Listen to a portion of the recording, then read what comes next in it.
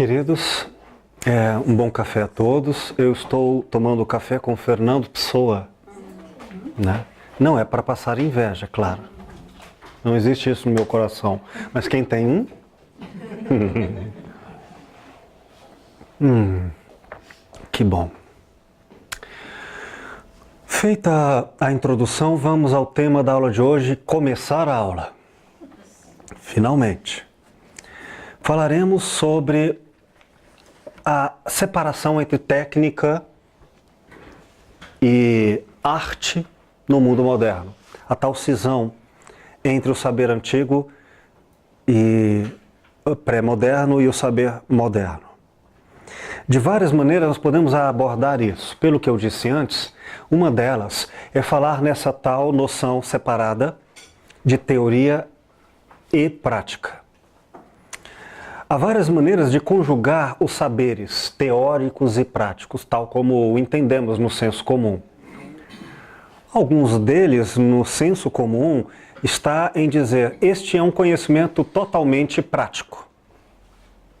Outros em dizer, este é um conhecimento totalmente teórico.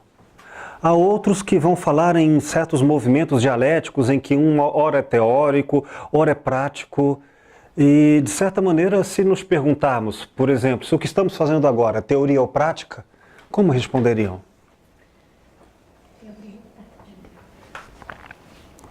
Calçar sapato, simples assim, é teoria ou é prática? As duas coisas. Ou também depende de como cada um vê isso, né? Bom, nós vamos percorrer um pouco da leitura a partir da obra Serenidade, de Martin Heidegger, que foi um dos grandes filósofos herdeiros de Adorno, Horkheimer, da tal escola de Frankfurt, que falamos no primeiro momento da aula, que por sua vez são herdeiros estudiosos do pensamento freudo-marxista. Uma cadência. E Heidegger vai em seu trabalho, em vários trabalhos, especialmente este, A Serenidade, ele vai falar sobre o que é isto, a técnica. Lembram o que é esta pergunta, o que é isto? Ao modo grego significa? A essência de. Quando os gregos perguntavam o que é isto, não tem o mesmo sentido pontual dos dias de hoje. Quer dizer, quando eles perguntavam, o saber era um saber em busca da essência. Hoje, o saber não é assim. As palavras não carregam a busca pela essência, é apenas uma operacionalidade bastante circunstancial e útil. Isso me faz lembrar uma canção do Oswaldo Montenegro, que eu não me lembro o título, mas ele a apresenta como o chato. É o chato mesmo. É o chato.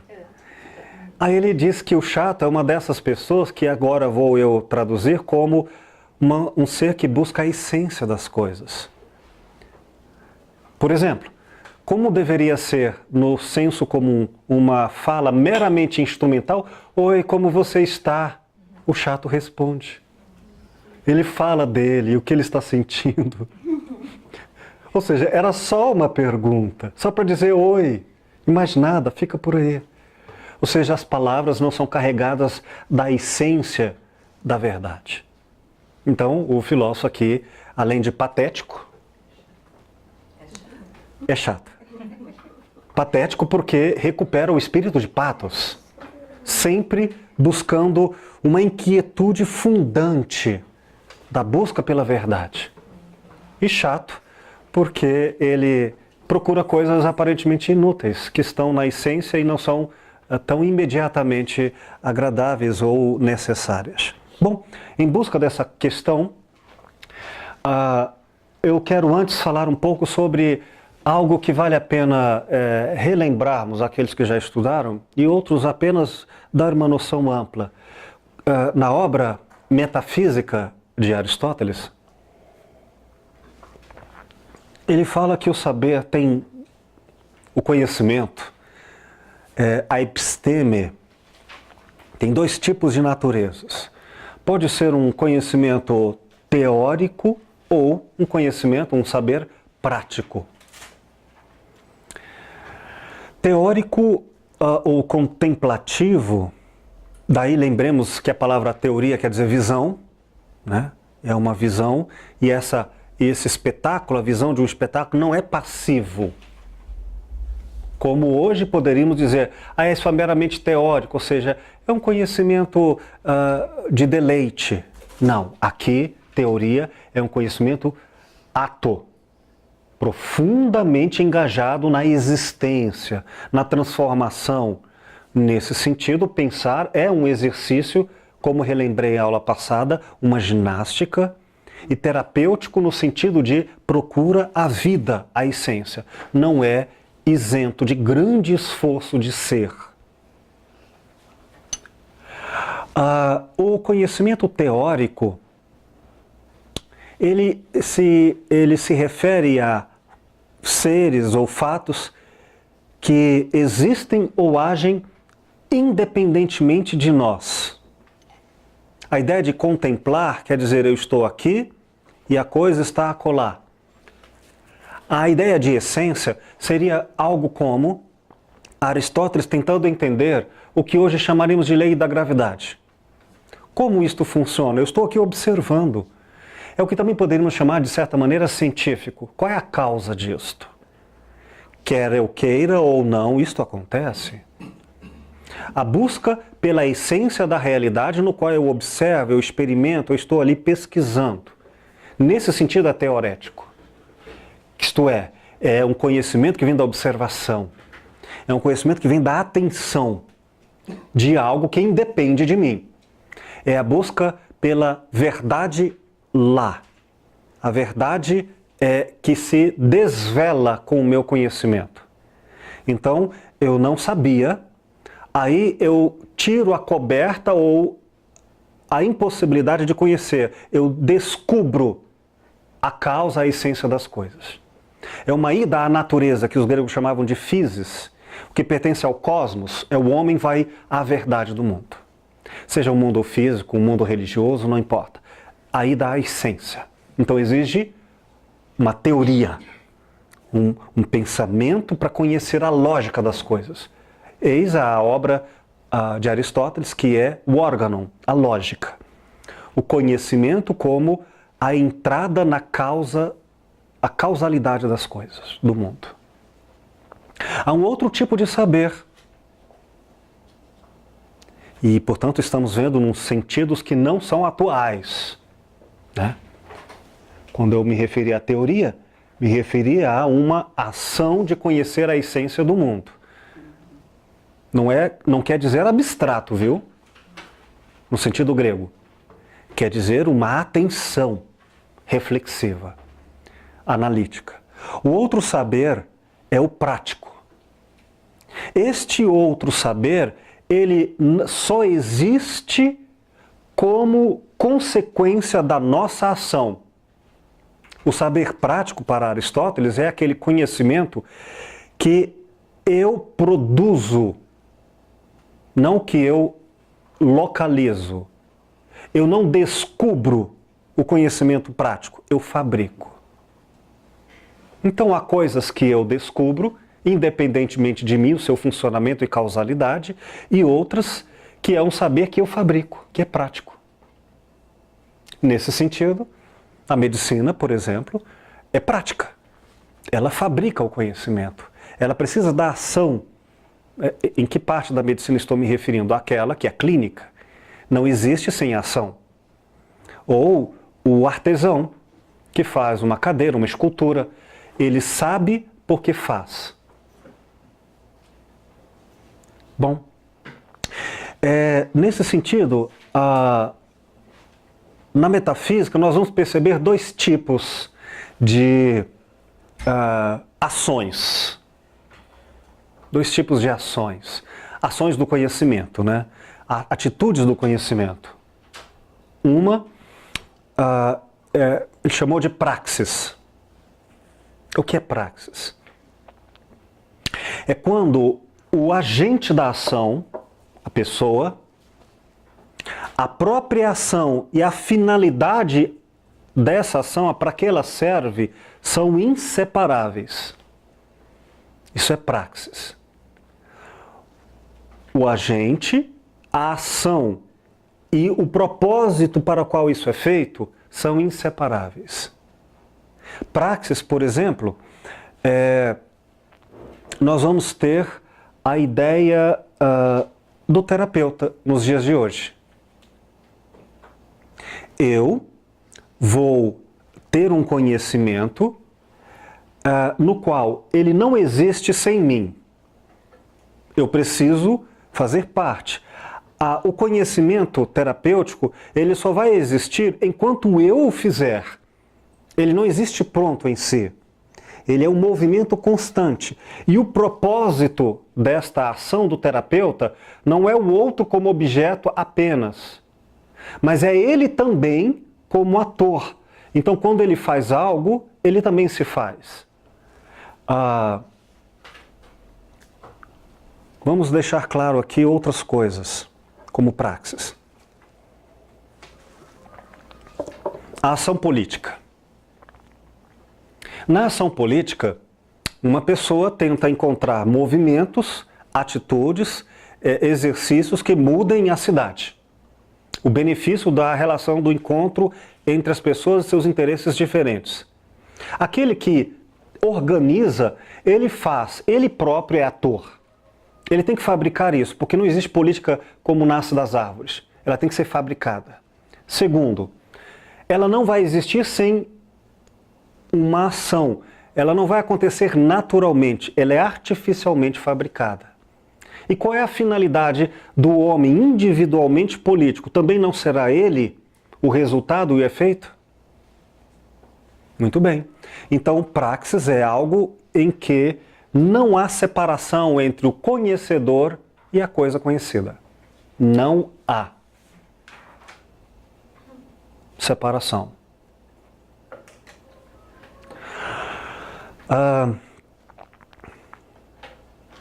Karl Marx vai retomar esse tipo de conhecimento. E ele disse, não é possível que teoria seja separada da prática. Que o teórico e o seu conhecimento sejam separados da vida prática. É famosa a sua tese contra Feuerbach, quando ele diz, não basta interpretar o mundo, é preciso transformá-lo. Significa que só é conhecimento se for ação. Só é ação se ele próprio estiver engajado nisso. Então pensem, por exemplo, em estudar atletismo. Vamos fazer em um atleta. Um atleta que é uma praxis. Ele tem que conhecer, se envolver com toda a operacionalidade técnica. E quanto mais ele se exercita enquanto atleta, o resultado disso será ele próprio. Então, quanto mais ele estuda e pratica, mais ele também se transforma.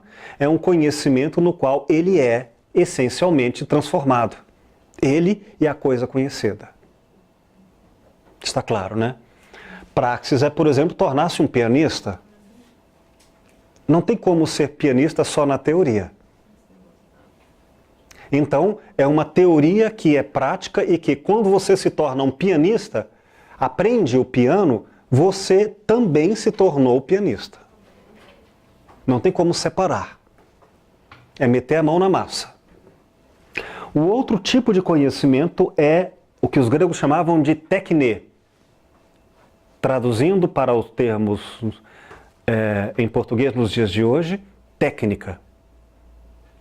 Mas em grego isso tem um sentido de arte. Ou seja, o agente, a ação e a finalidade são separáveis. Observe. Quando o sapateiro faz o sapateiro é o sapato? Não. O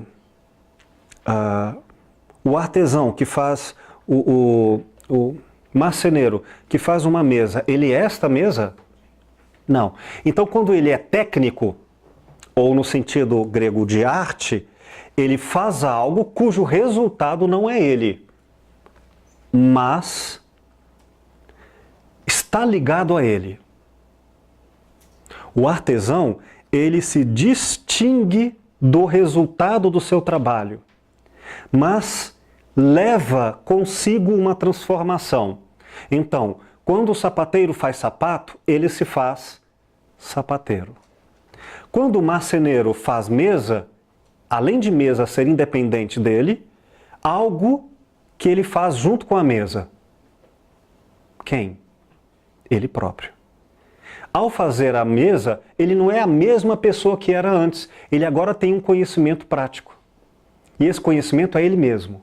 A habilidade, a técnica. Portanto, vamos deixar claro, quando falamos em técnica no mundo grego, nós falamos em uma habilidade que vai aumentando o conhecimento prático da própria pessoa.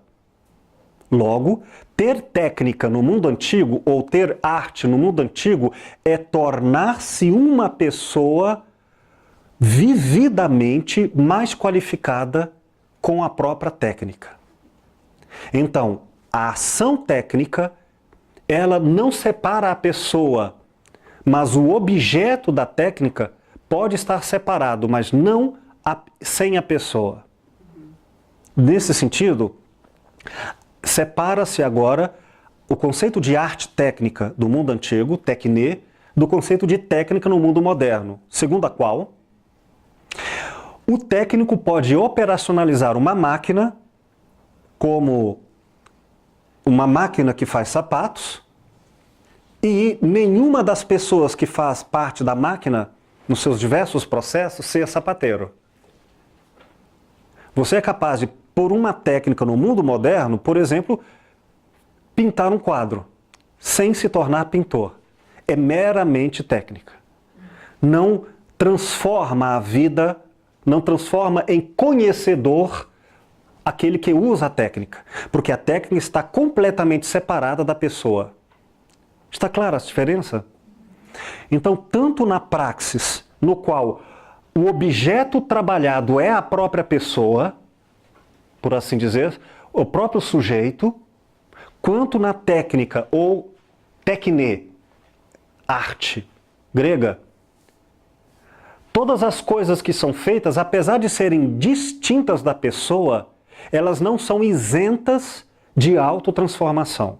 Ou seja, o conhecimento, atuando sobre si ou atuando sobre o mundo, ele sempre será um conhecimento vital, consciente, um conhecimento que fabrica lucidez. Tá claro isso, gente? É possível hoje aprendermos medicina, filosofia, aprendemos filosofia clínica e não sermos nem filósofos clínicos, nem médicos, essencialmente? É possível ter conhecimento e não ser aquele conhecimento? Por exemplo, eu posso saber a matemática no quadro e não saber operacionalizar a vida matematicamente. O antigo MacGyver, personagem da TV dos anos 80, mostrava isso. Que agora parece ter voltado, né? Ele mostra de uma maneira surpreendente na década de 80 o seguinte: como é possível que pessoas com grandes conhecimentos não vivam isso? Ou seja, tenham um conhecimento inútil. Lembremos o que significa isso? Auschwitz. Um conhecimento que, se ele fosse vivido, ele não cometeria desumanidades, porque eu seria vítima dele. Então nós já sabemos que os gregos, embora fizessem lá suas maldades, não tinham um conhecimento isento da responsabilidade engajada. Hoje temos. Por isso que Eichmann, como disse Hannah Arendt, não sofreu de uma maldade qualquer desumana, embora isso também, no caráter pessoal da intimidade subjetiva dele. O que ele sofreu foi de outra coisa, a falta da techné grega. Porque ele foi capaz de dizer: não fui eu que matei os nazistas. Eu só estava cumprindo ordens. Eu era só uma pessoa, tecnicamente, fazendo aquilo que era lei em um país, inclusive. Estava sendo justo, segundo as leis do país. Então ele era capaz de ter conhecimento, altamente elaborado, sofisticado, técnico no sentido moderno, mas sem humanidade, porque ele não engajava todo esse conhecimento na própria vivência. Não era filtrado na própria vivência. Por isso, aquele que não é capaz de fazer praxis, ou não é capaz de fazer tecne, esse conhecimento irá ser destrutivo. Então vamos dizer, nos termos modernos, saber é poder para Bacon. Só será verdade se esse poder for uma vivência íntima, no qual, ao destruir, ele terá que se destruir. Portanto, o próprio conhecimento vai refreá-lo. Vamos então, está claro, gente, até agora?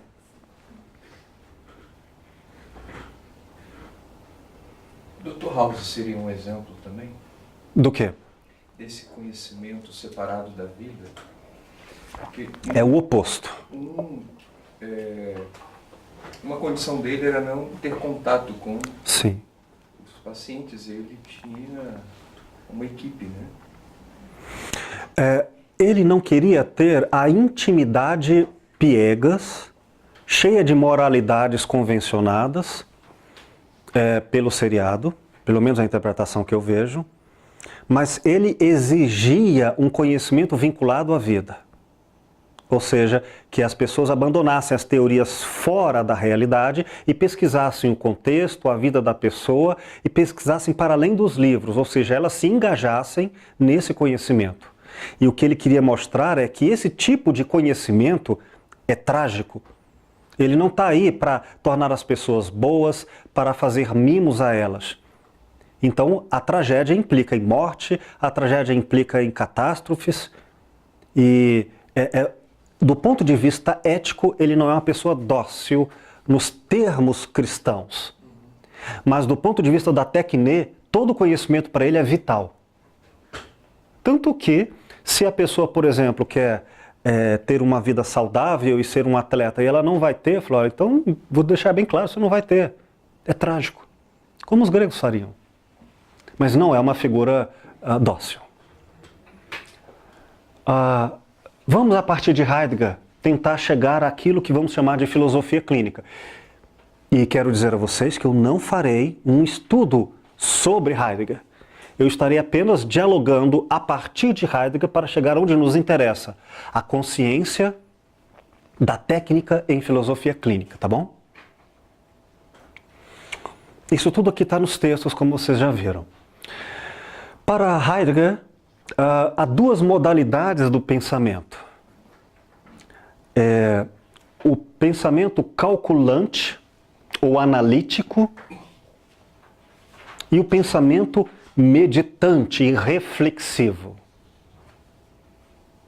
Uma não é melhor do que a outra, entendam. Cumprem funções diferentes. Uma por calculante também vamos entender por instrumental. Ele tem uma competência de produzir efeitos altamente rentáveis ao que se pretendia. Ele exige controle, previsão, ele é um sentido de transformação da natureza. Esse tipo de conhecimento é todo voltado para uma crença de que o conhecimento serve a um fim de transformação da realidade. O pensamento calculante, ele busca prever e controlar a realidade, que é o que chamamos de leis científicas. Investigam-se os fatos, procuram-se sobre eles repetições, padrões, generalizam-se as condições nas quais eles se repetem, até estabelecer uma lei naquelas condições universal. E se toma, a partir daí, uma grande capacidade de prever e controlar. Esse conhecimento existe, claro. Precisamos dele para construir pontes, precisamos dele para fazer um tratamento dentário. Eu preciso ter um conhecimento que ele é fundamentado na noção de Francis Bacon, no controle. Se você conhece, implica em você tem poder sobre a relação de causa e efeito e faz com isso alguma coisa. Eu antecipo o efeito, logo eu posso trabalhar com essas causas. Se eu souber que vai chover, eu posso prever e, em razão disso, construir, desconstruir, trabalhar com isso. Isso é o conhecimento calculante. Está claro? Francis Bacon, Mundo Moderno. Todavia, na medida em que este conhecimento é controle, ele precisa de uma perspectiva, é o eu. Eu controlo. Eu analiso. Este eu não está isento de realidade. Ele não é imparcial. Ele não é sem desejos. Então, some duas coisas bombásticas que Freud vai nos dar o início de uma boa reflexão sobre o mundo moderno. Some uma criança mimada que quer tudo a qualquer custo, dane-se o resto do mundo e dê poder a ela. Dê uma arma para uma criança. Isso que alguns chamariam de anjinhos. E vamos ver até onde vai o mimo.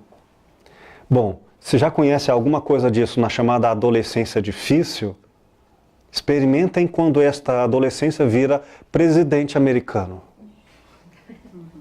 Se eu tenho o poder e eu tenho o controle, com um desejo mimado, o mundo é extensão do controle do nós ou do eu? Do eu. Nesse sentido, a razão como absoluta e o poder como absoluto se tornaram basicamente apenas isso, o mundo moderno. Conhecer, e quanto mais conhecimento tiver, mais Auschwitz teremos. Antes fossem ignorantes, os maus. No entanto, se tivermos esse conhecimento e esse controle junto com a outra forma do pensamento, estaremos bem. Sem o outro, antes a ignorância absoluta. E qual é o outro? Portanto, aquele outro que é a base do calculante. A base humanista. Aquele que Hannah Arendt vai falar sobre Eichmann. Eichmann tinha todo o conhecimento calculante, todo o conhecimento técnico-analítico, mas não tinha aquele conhecimento que faria dele um homem de praxis. Ou seja, o que ele faz é o que ele é. Nem um conhecimento técnico, artesão. O que ele faz, faz ele também, junto com a coisa feita. Dá ao mundo a impressão e o caráter próprio.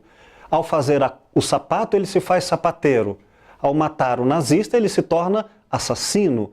Ele não tem como matar o nazista e não ser assassino.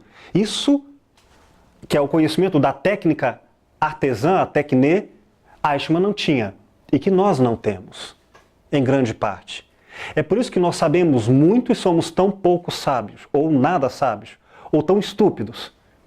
E o conhecimento escolar, na tradição infeliz de uma herança de ciências humanas, como lembra tema de outra aula, Michel Foucault, as ciências humanas não foram conhecimentos para nos tornarmos technés, artesãos no ser humano.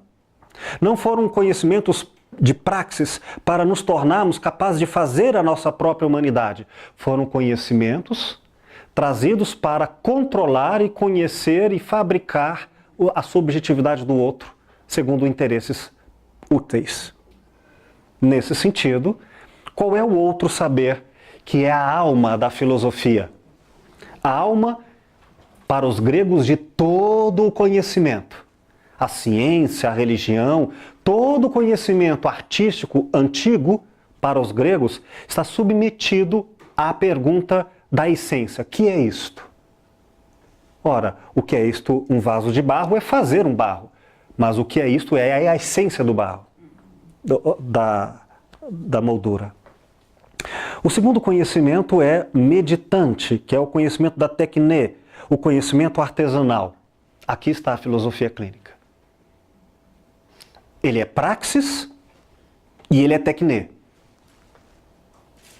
De um lado é praxis porque o filósofo clínico, ao produzir conhecimento e ajudar o outro a conhecer por si mesmo, ele será também afetado. Ele se fará junto com o seu partilhante na clínica. Segundo, é tekné, porque ele vai apenas facilitar com que o outro pense por si mesmo, não pensará por ele. De tal maneira que o resultado desse processo não será o terapeuta. O outro é responsável pelas próprias ações, mas o terapeuta transferirá para o outro o seu modo de ajudá-lo a pensar.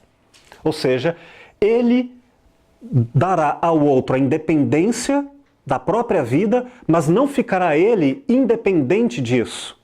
Ele está corresponsável com o que o outro pensa, porque eles pensaram juntos. Nesse sentido, enquanto o calculante tem interesses específicos e utilitários, o pensamento meditante, ou reflexivo, ou filosófico, ele se dedica sobre todas as coisas. Não há apenas um ponto de vista. Quando eu digo isso, eu não falo do ponto de vista apenas negativo, não há. Eu quero afirmar que só é meditante, só é reflexivo o pensamento que está aberto a outras perspectivas. Logo, aquele que não tem em sua clínica, em sua arte técnica, mais de uma opinião, mais de uma perspectiva, este acabou tendo um pensamento calculante. É por isso que nós deveremos conhecer várias técnicas, mas nenhuma delas deve calar a oportunidade de ter novos conhecimentos. A técnica em filosofia clínica não substitui o conhecimento, é apenas a abertura para novos saberes. É uma técnica de ação, não uma técnica de repetição. Portanto, a tekné é uma abertura ao infinito da realidade. Lembremos-nos, tekné é o artesão que quer descobrir onde está a verdade. Se ele encontrasse em definitivo a verdade, ele não teria mais a tekné. Seria Deus, seria a essência. Portanto, onde está a verdade é, a cada resposta encontrada, abre-se onde está mais. Ou é isto ou não é isto, ou é isto e outra coisa. Enfim, é uma eterna e infinita abertura para o conhecimento, para o outro. O outro quer dizer o não eu, o desconhecido. Tekné, conforme eu mostrei para vocês, eu disse a vocês, é um tipo de conhecimento que Aristóteles nos mostra que ele não existe lá. Eu não vou lá conhecer. Ele só existe se eu o fizer. Portanto, o filósofo clínico não vai conhecer o outro, cavar nele e encontrar uma espécie de objetividade do conhecimento lá. Não. Quando o filósofo clínico vai usar de sua tecnologia artesã, uma objetividade artesã, isto é, quando ele vai como sujeito investigar o outro, ele vai fazer isso produzindo este conhecimento também. Ele não é passivo, ele é coautor do outro. De que maneira? O conhecimento aqui, como tekné,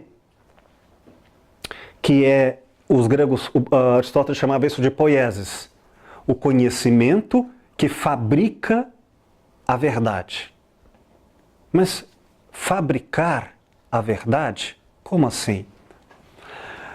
Duas expressões vão revelar muito bem o que quer dizer isso. E elas estão nesse texto aqui que eu passei a vocês de Ana Maria Lopes Calvo de Feijó. Psicologia Clínica, Técnica e Tekné. É um dos textos que eu passei para vocês. São vários. Todos eles ancorados em A Serenidade de Heidegger.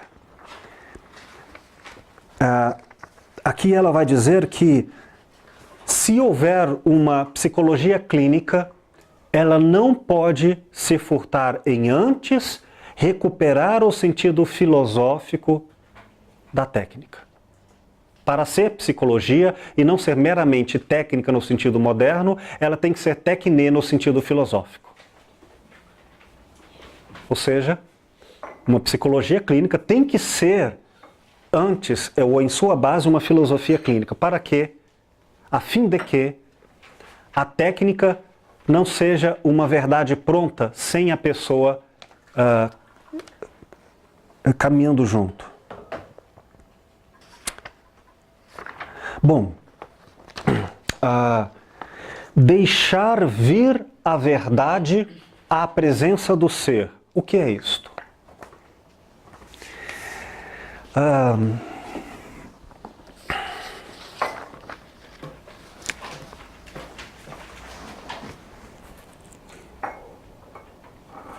Quando eu me faço a pergunta sobre a essência das coisas, esse pensamento filosófico, ele precisa da alma original da filosofia. Qual é? Qual é o sentimento filosófico original que deixa a pessoa patética? Patos. Através de um patos. Patos é um grande estranhamento, uma profunda dúvida do óbvio. Portanto, se em algum momento se distrair na clínica e conversar com o outro, falando de assuntos sem buscar a essência disso, não haverá mais tecne. Vai ser bate-papo, vai ser distração, vai ser jogos de poder, mas não é mais arte clínica. Eu tenho sempre que procurar a essência. E sabe quando, na condição humana, nós alcançaremos essa tal essência? Enquanto filósofos? Nunca.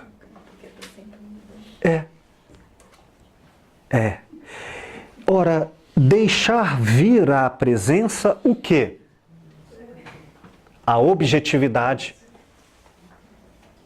Quer dizer, para Aristóteles, aletheia, a verdade. Isto é, lembram que um tipo de conhecimento, que é o teórico, é conhecer a objetividade do mundo? Quer eu queira ou não, existe a lei da gravidade, quer eu goste ou não, a garrafa está aqui à minha frente, quer eu queira ou não, vamos falar de outras coisas, a economia do Brasil está em dificuldades. Ou isso é só coisa da minha cabeça?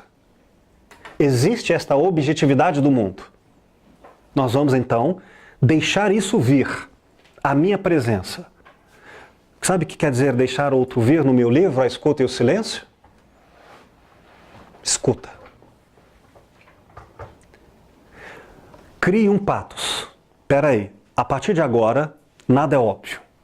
Se nada é óbvio, o mundo não está pronto. Então, vamos ver, eu quero ouvir o que é novo, o que eu não sei. Deixa vir.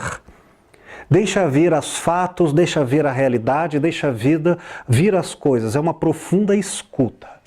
Está claro, gente?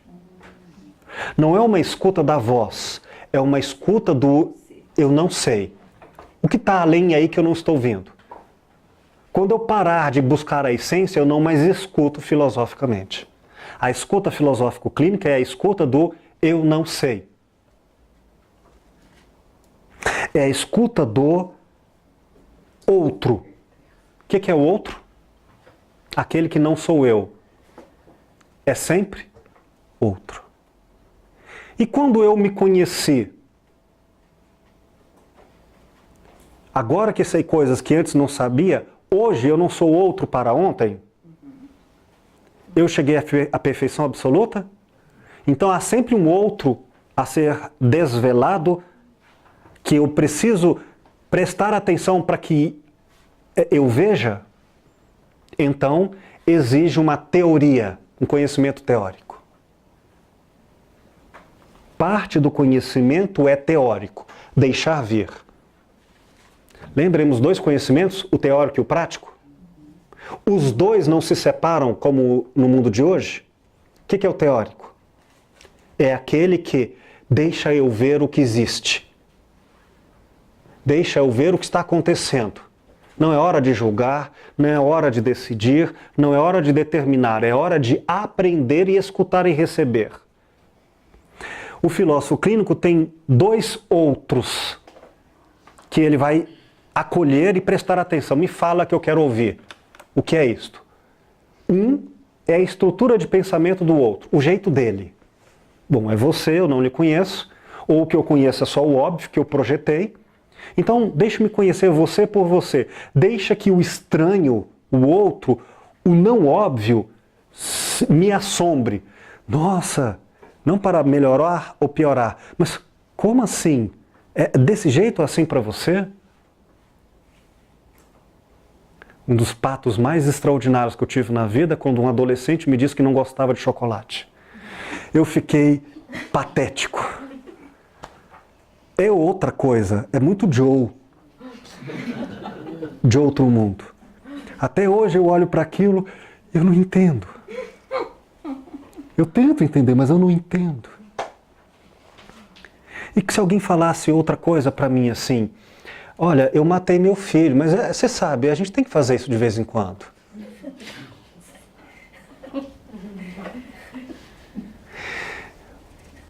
É claro que sobre isso eu tenho a projeção dos meus valores, das minhas certezas, mas para haver filosofia, o que tem que haver, o que eu tenho que instaurar? O outro, a escuta, no sentido de, peraí, como assim? É antes um como assim? Porque se isso faz sentido para o outro, tem uma elaboração, tem uma lógica subjetiva para isso. Tem uma construção. Se muitas vezes, até aquilo que não me estranha, que a pessoa fala assim, nossa, eu te amo. É legal. Bom isso. Bom é a resposta goiana. Bom. Agora, se você estranhasse e visse que aquilo que parece simples, eu gosto de você, significa você é meu, vai fazer o que eu quero, acabou a sua vida, agora é tudo meu. Aí você perceberia que precisaria ter patos naquilo que não lhe assustava. E outras surpresas podem acontecer. Você descobre que quando a pessoa diz que matou o filho, você vai perceber, nossa, essa pessoa tem uma razão que eu não tinha pensado. Uma lógica própria dela. Se vocês acham que eu estou falando uma bobagem, vejam um dos quadros clássicos da história do renascentismo, que está ali atrás, que quando eu estive na Itália, em Florença, no museu, que eu trouxe ali, é a história bíblica do homem matando o filho para Deus. Eu estou falando alguma bobagem? E ele não iria matar esse filho. Não era brincadeira, aquilo era trágico no sentido grego.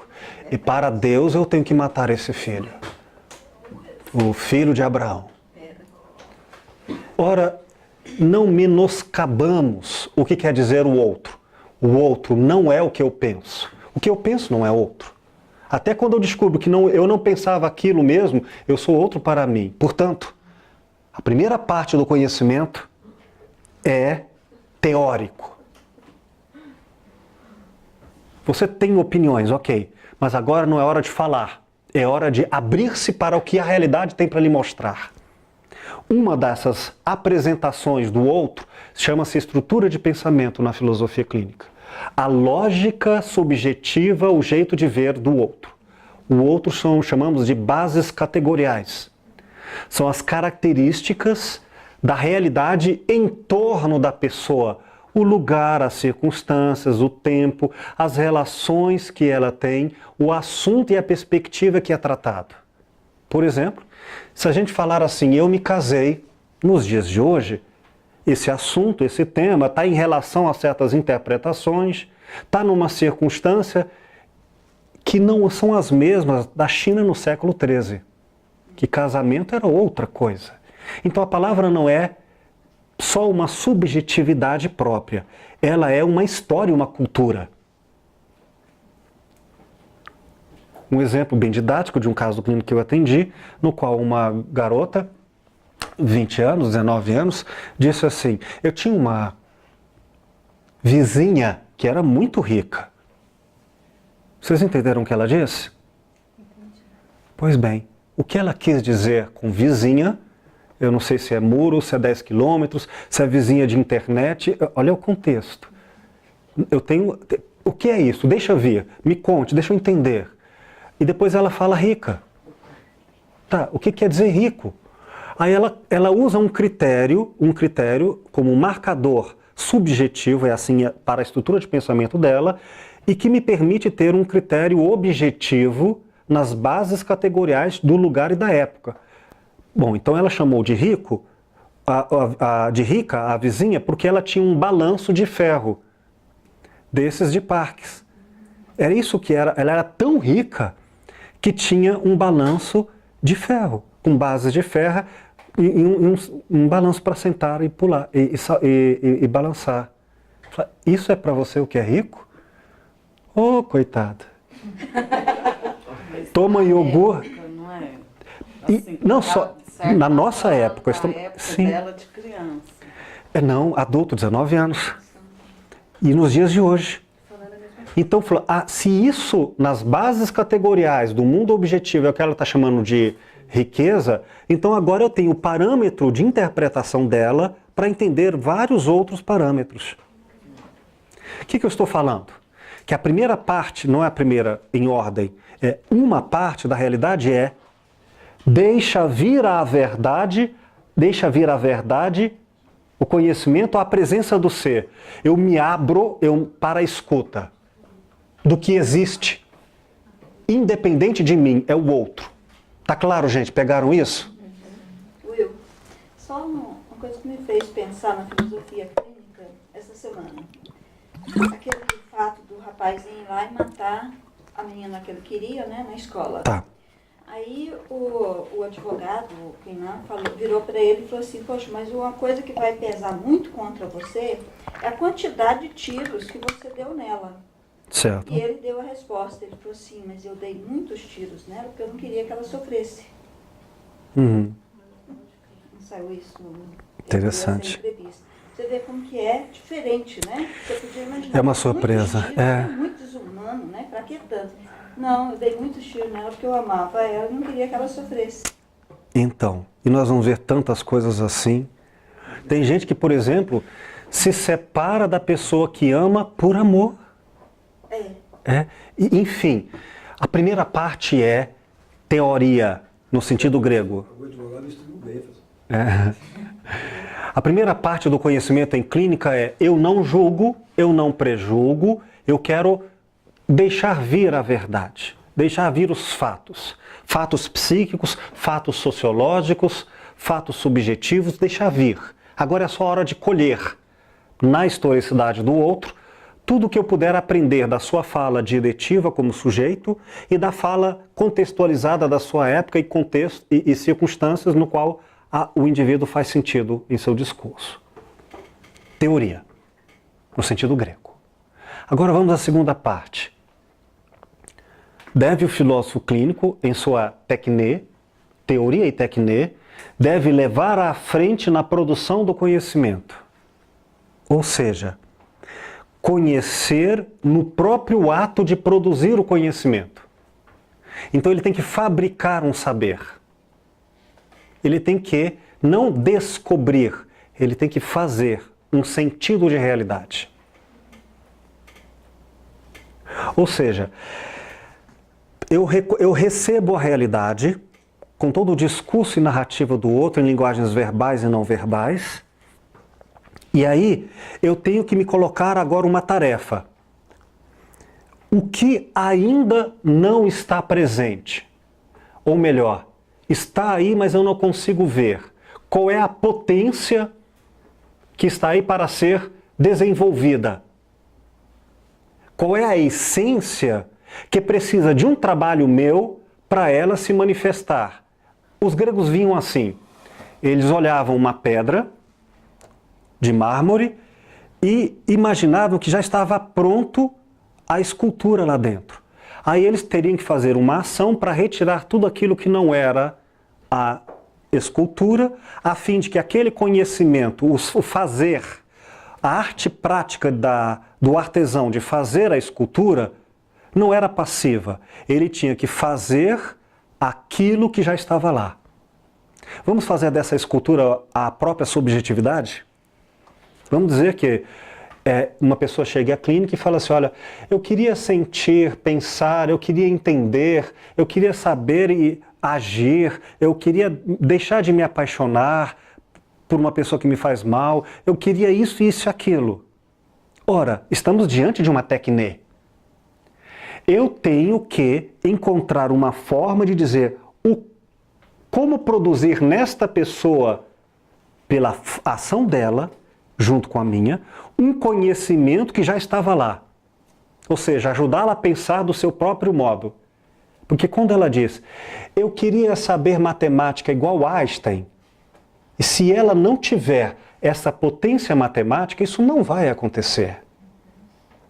Mas se ela tiver a potência matemática de Einstein, e estiver dando bobeira, alienada, porque está apaixonado por uma outra pessoa e por isso abandonou a matemática e diz, eu estou confuso na vida. Fala, olha, eu entendi que essa pessoa vive melhor quando pensa matematicamente. E ela não está pensando à maneira dela. Então eu vou ajudá-la, eis a ação de um conhecimento produzido sem trair a intimidade do jeito dela, ajudá-la a pensar à própria maneira, ajudá-la a ser a essência de si mesma, no mundo em que vive. Porque é uma relação entre o ser e o mundo. Então, a filosofia, nesse sentido, é uma tecne. O filósofo deve deixar vir ao conhecimento, à consciência, à presença dele, a verdade do outro, do partilhante. Não só a verdade subjetiva, mas também a verdade do mundo no qual ele diz. A pessoa diz, por exemplo, para mim não existe maldade. Aí, isso é a verdade subjetiva dele. Mas eu também vejo que esta pessoa mora, eu vou falar sem ambiguidades, na favela da Rocinha, no Rio de Janeiro, bem no alto do morro. Então eu estou diante não apenas de um outro como é para esta pessoa, mas de um outro como é para, sociologicamente, as bases socioeconômico-culturais. Então eu tenho que deixar vir o indivíduo em sua subjetividade e deixar vir as bases categoriais, isto é, as relações objetivas em torno dela. Deixa vir as duas coisas, o indivíduo e o meio, a perspectiva e o mundo dessa perspectiva. Pronto. Essa é a primeira parte da clínica. Eu conheço, eu escuto. Depois, eu preciso investigar quais as possibilidades de existir, sair para fora, de ir à essência do conhecimento daquela pessoa. Como esta pessoa pode agora ter a mais rica produção do próprio conhecimento de si mesma. Por exemplo, se uma pessoa é profundamente sensorial, ela conhece, como quem diz, deixa eu ver, e precisa pôr a mão, e ela precisa sentir frio para entender o significado da palavra frio, enquanto outras vão entender na literatura, vão entender na cientificidade, mas algumas só vão entender na experiência sensorial. Se para esta pessoa ela pensa à maneira do corpo, não posso eu explicá-la, ajudá-la a pensar por si mesma racionalmente. Eu tenho que ajudá-la a pensar racionalmente, não no intelecto abstrato, mas no intelecto corporal. Vai fazer sentido, vamos dizer, lógico-sensorial para ela, se eu ajudá-la a pensar via corpo dela. Só que aí então ela pensar será o quê? Produzir o seu próprio conhecimento. Ela será autora da sua subjetividade e capaz de viver no mundo em torno de si. Mas, para isso, o filósofo clínico vai usar uma verdade pronta para todos? Se fizesse isso, seria a técnica moderna. O filósofo só pode conhecer o outro ao modo dele. Logo, alguns termos têm que ser evitados em filosofia clínica. Aplicar a filosofia clínica isso é instrumental. Aplicar é vir do lado de fora, conceitualmente. Não, eu não aplico, eu fabrico junto. Eu não passo uma tinta sobre a parede e diz, eu fiz. Não, temos que fazer junto. E ao fazer, vimos, eu estou engajado, eu estou também sendo feito. Eu e o outro. A filosofia clínica é uma ferramenta nas indústrias, é uma ferramenta na psicoterapia. Não, não é meio ferramental. Não é uma coisa que eu uso e depois eu desuso. Não, é uma arte no qual, se eu fizer um quadro, esse quadro terá partes de mim, terá minha característica nele. E se for uma praxis, eu estarei fazendo em mim. Não tem como eu me desferramentar. Este é um conhecimento vital e não descartável. Logo, não há instrumento filosófico, há uma arte filosófica. Por isso, qual metodologia, portanto, simultaneamente teórica e prática, qual metodologia tecne, qual metodologia de praxis filosófica da filosofia clínica para deixar vir a singularidade plástica radical da existência subjetiva do outro? Como eu faço para ouvir esta pessoa no que ela tem de absolutamente outro? Uma pergunta. Porque se eu usar uma técnica pronta, eu posso adaptar e só pegar o que essa técnica pronta é capaz. Mas eu estou diante do profundamente o outro. Seria o mesmo que dizer uma técnica para cada pessoa, uma técnica para cada contexto e uma técnica para cada pessoa em seus diferentes contextos. Uma técnica para pessoas diferentes no mesmo contexto. Espera aí, como fazer isso? E depois, como levar à frente, como produzir conhecimento, como produzir existência no conhecimento feito na terapia para orientar o outro. É como se a pessoa quisesse me dizer, olha, me perguntasse, como eu faço para ser diferente, para ser mais calmo? Produzir o conhecimento da paciência. Ora, eu estou numa tarefa muito difícil, porque a pessoa me pede um conhecimento para que eu a oriente, e eu não posso usar uma técnica pronta, técnica moderna. Saber controlar é porque eu já tenho previsivelmente o antes, o depois, a causa e o efeito. Assim eu aplico. Eu vou ter que fazer tudo do início. Com cada pessoa, está muito difícil. Não é melhor a gente usar uma metodologia pronta? Ora, com tudo o que aprendemos, agora podemos responder isso. Por enquanto, anunciando a técnica. Aqui eu estudei marketing, primeiro eu estou anunciando para depois trazer o produto. Bom? Então, é um conhecimento artesão.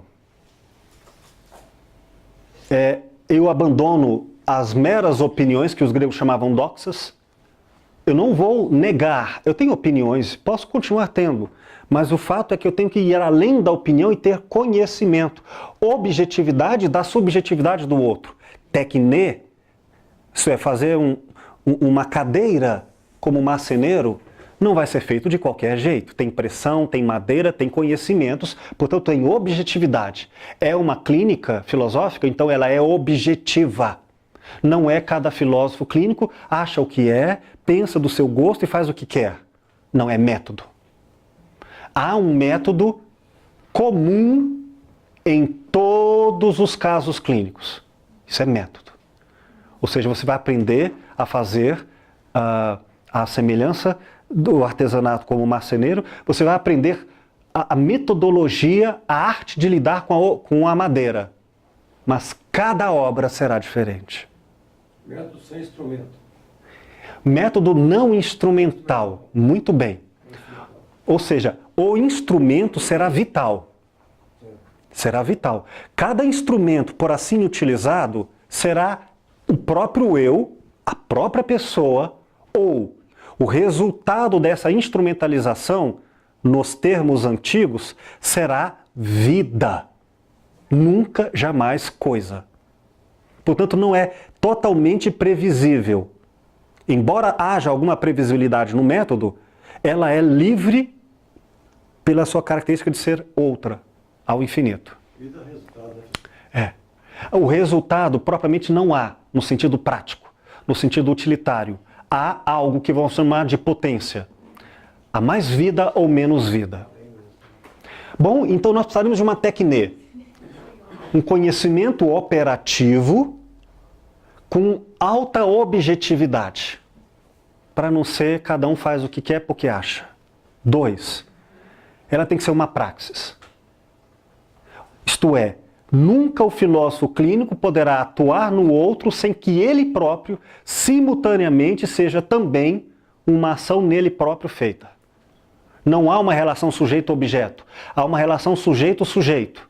Mas sujeito-sujeito não só com o outro, sujeito-sujeito para comigo. Ou seja, sou eu e o outro. O outro em mim, o outro nesta pessoa, o outro da sociedade, o outro Deus, o outro infinito. É sempre uma relação em que se instaura a alteridade máxima. Eu e o infinito outro.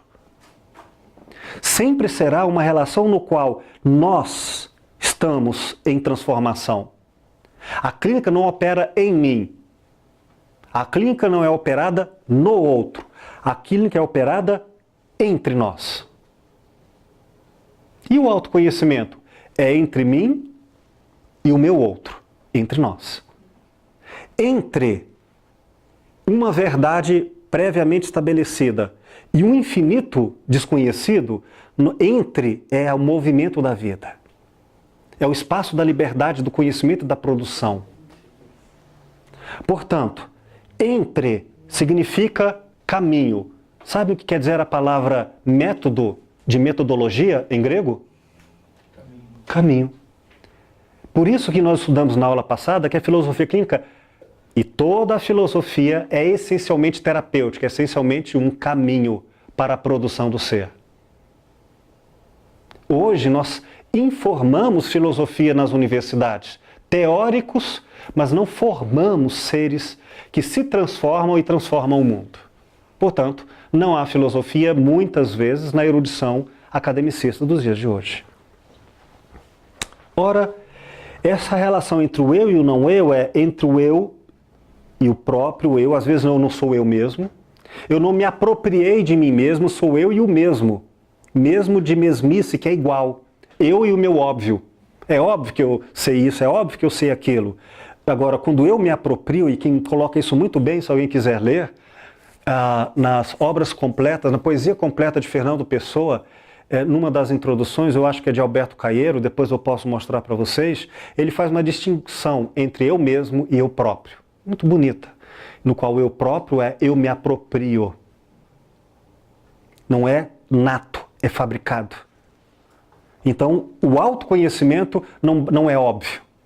Ninguém sabe de mim melhor do que eu. Conversa. Na verdade, todo mundo sabe que você não sabe nada.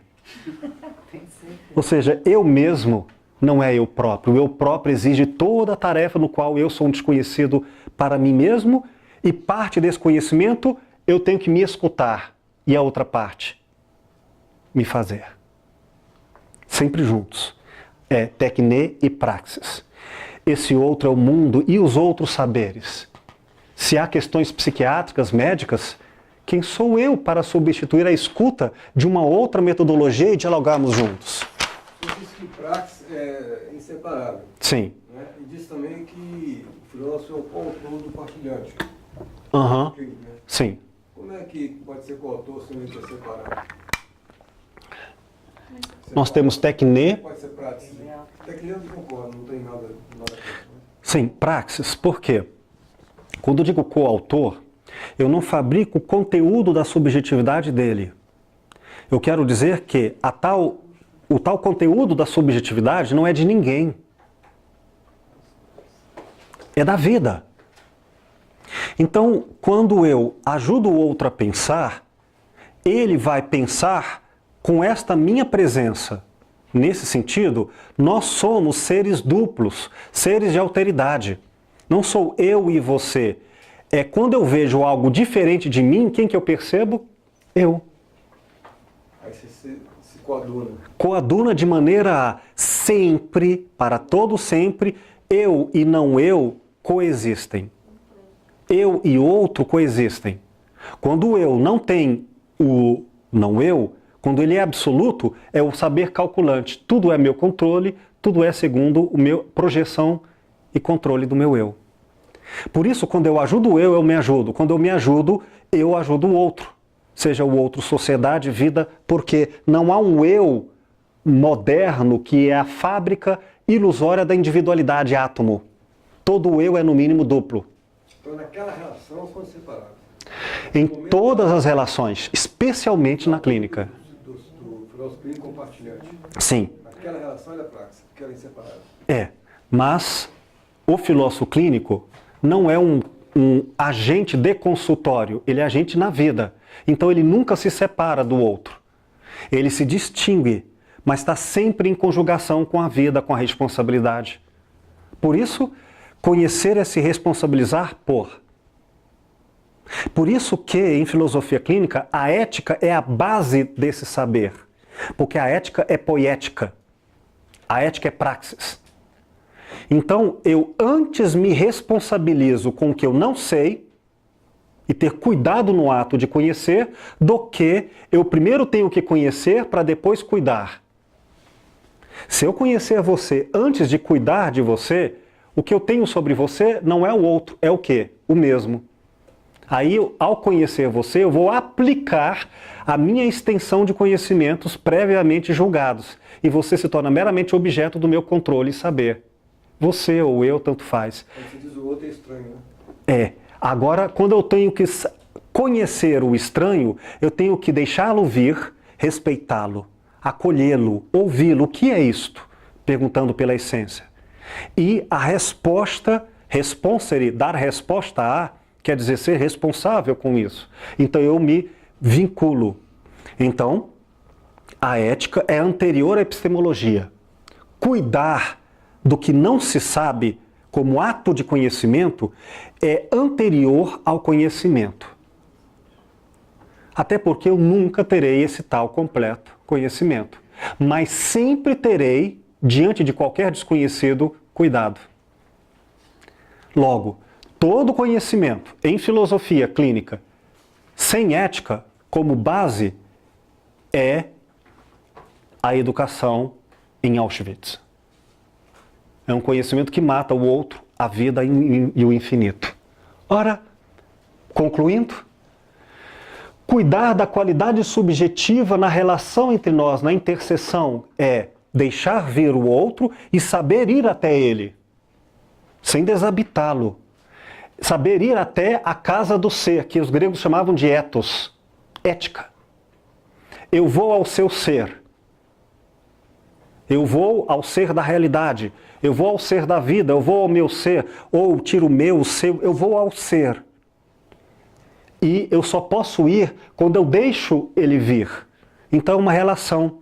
Eu e você nos encontramos, eu e o outro nos encontramos, eu e Deus nos encontramos, eu e a sociedade nos encontramos. Onde acontece a clínica? No encontro, na escuta. Eu vou e você vem. Aí nós temos a teorética, o saber de contemplar a realidade, e nós temos a poética, o fazer a realidade. Eu tenho a praxis, eu tenho a tecne. Então, nós temos aqui, lembrando, o conhecimento teórico e o conhecimento prático. O teórico é deixa vir, e o conhecimento prático vou até lá. O prático pode ser tecne e praxis, que são duas atividades da filosofia clínica. Agora, como eu vou ao outro? Quando eu tenho que ir? A primeira parte da clínica, deixa eu ouvir e conhecer a pessoa, entendê-la na sua outridade. Aí, para eu ir até ele, com ética, sendo ético, eu tenho que fazer isso como um hóspede. Nunca senão como um hóspede, só como um convidado. Eu não quero falar disso, não quero mostrar isto, e eu vou respeitar.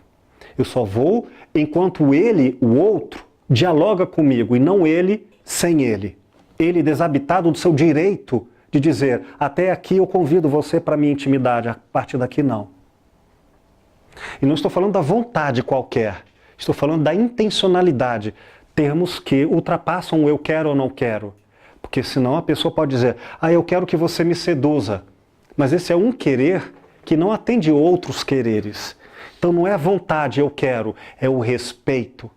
A palavra em latim é de bom grado. Respicere, olhar para. Ou seja, ir até ela, porque antes eu a vi na sua essência. E eu nunca vi em definitivo, então sempre estou prestando atenção. Para garantir isso, é que nós vamos aqui apresentar a nossa a metodologia que, por enquanto, é anúncio, depois nós dedicaremos o curso a isso. Faremos agendamentos mínimos, isto é, nós vamos informar, nós vamos apresentar conhecimentos. Só o fato de eu aparecer, eu já apresento informações. O mínimo possível. Ou seja, para que o outro se revele o máximo possível sem a minha intervenção. Que o outro tenha o máximo de outridade sem a minha ofuscação do eu dele. Como nós somos muito eu, individualismo, digo enquanto cultura, e pouco outridade, abertura para o infinito, como os gregos tinham o patos, eles acordavam, viam mar. O que é isto? Se fosse em gaúcho, seria bah. O que é isto? Se fosse nordestino, vixe. Bah. Enfim, a gente tem que, diante do outro, deixar vir isto. Então, é um grande acolhimento em primeiro lugar, apesar de eu falar coisas. Só o fato de eu ser homem, o fato de eu ter uma altura, já implica em ações, em informações. Imagine. Eu atendi uma moça certa vez que ela tinha medo de homens. Interessante, né? Eu fiquei pensando, será que ela pensa que eu sou homem? Será que ela não elaborou a ideia de eu ser homem? O que está acontecendo? Como passa isso? De fato, às vezes o pai não é homem, o terapeuta não é homem, o padre não é homem. O que ela elabora como homem? Se tem barba é homem, se não tem barba, até os 20 é menino. Eu não sei, mas o não saber não é ausência de conhecimento. É o conhecimento do patos. Eu sei que não sei e vou entender o que é isso para ela. Mas de qualquer maneira, algumas pessoas nem sequer se aproximarão de mim porque falaram, não gosta de falar com homem.